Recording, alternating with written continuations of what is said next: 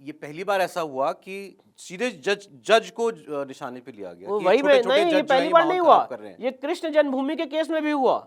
आपसे मैं निवेदन करूंगा कि आप मीडिया की डिबेट्स उठा के देख लें, मैं चैनलों का नाम नहीं लेना चाहता हूं। जब कृष्ण जन्मभूमि में ऑनरेबल जस्टिस मयंक कुमार जैन साहब ने 7-11 की याचिका खारिज कर दी, तो इतनी भद्दी भद्दी बातें टीवी चैनल्स पे बोली गई हैं ऑनरेबल जज साहब के खिलाफ, जो मैं यहाँ पे नहीं दोहरा सकता हूँ।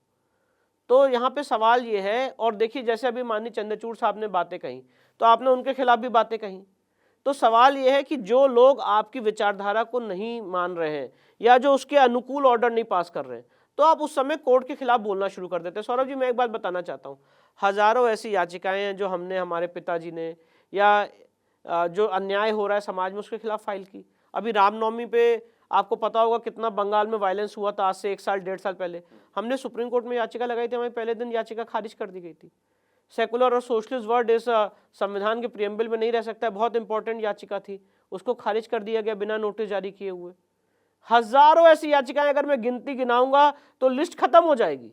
पर आज तक आपने कभी क्या मुझे सुना कि मैंने कोर्ट के खिलाफ या ऑनरेबल जजेस के खिलाफ कोई बात बोली? कभी नहीं बोली।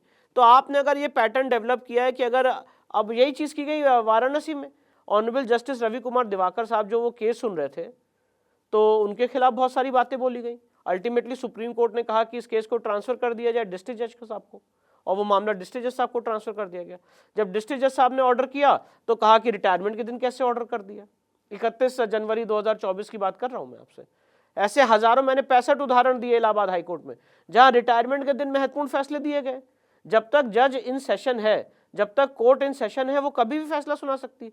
तो ये बोलना कि आप आखिरी दिन आपने फैसला कैसे सुना दिया, आखिरी दिन फैसला इसलिए सुनाया क्योंकि एक दिन पहले आपने एडजर्नमेंट लिया था, उनको मैलिफाइड इंटेंट एट्रीब्यूट करना उनको, होता है। आपको, वही मैं बता रहा हूं, ये बहुत आपने महत्वपूर्ण बात कही। आपको जैसे ही कोर्ट में आदेश आपके खिलाफ हो, उसको आपको पता है क्या करना है, आपको चुनौती नहीं देनी है।